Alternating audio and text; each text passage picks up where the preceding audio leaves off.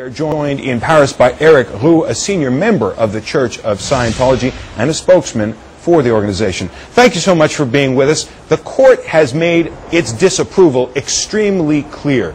Does the Church agree with it that two people, the two involved in the case, were in fact exploited, that a crime was committed? No, first you've got a double decision today in France. The first part of the decision is clearly that Scientology should continue its religious activities in France, and the court said that we should continue, and there was no problem with the Church of Scientology in our country. That was the first part, and they are perfectly right on this side of the judgment.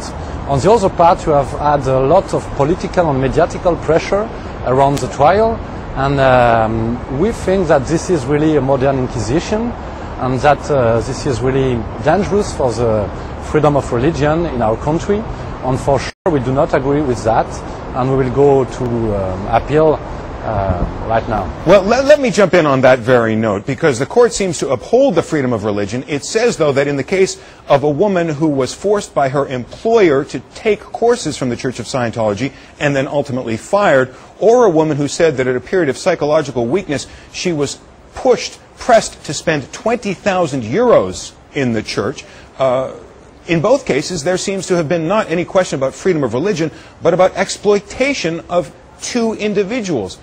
Don't you see that part of it? Yeah, you need to understand the scene in France. That means that on this case you have had an investigation of 8 years, and then you have had a dismissal because the prosecutor said that there was not any wrongdoing from the part of the Scientologist or from the part of the church. And then you have had a lot of media pressure, a lot of political pressure, and then like they change without any new elements. So that's why we are doing an appeal, because there is nothing. It's an empty case since the beginning, and it's run like an inquisition, like if some people did not wake up from the Inquisition time. Can I ask you a question about the church outside of the context of this case, strictly speaking, which is, it's not hard to run into people who have abandoned the Catholic Church, who have abandoned the tenets of Islam, who have abandoned the tenets of Judaism, but for all of their complaints, few of them say they did it because they were being forced to pay too much. And yet that runs through the accounts of former members of the Church of Scientology over and over again. So can you just explain to us, how much does an average member of the church have to pay into the church to be a member in good standing? Is it, as many say, an exhaustively expensive experience? Look, you are talking to the fast-growest religion in the world. We are opening new churches every month, big churches. Last weekend we opened a gorgeous church in Roma, Italy, with 6,000 people, and you know, this is expansion, and people want to support the church. If you talk to, we are 12 millions in the world, and these 12 millions want to support the church, and that's what they do. Why then does the church have this reputation in France, especially in Germany, in Russia, in other countries, for exploiting its members, do you think? No, that's not true. That's not true.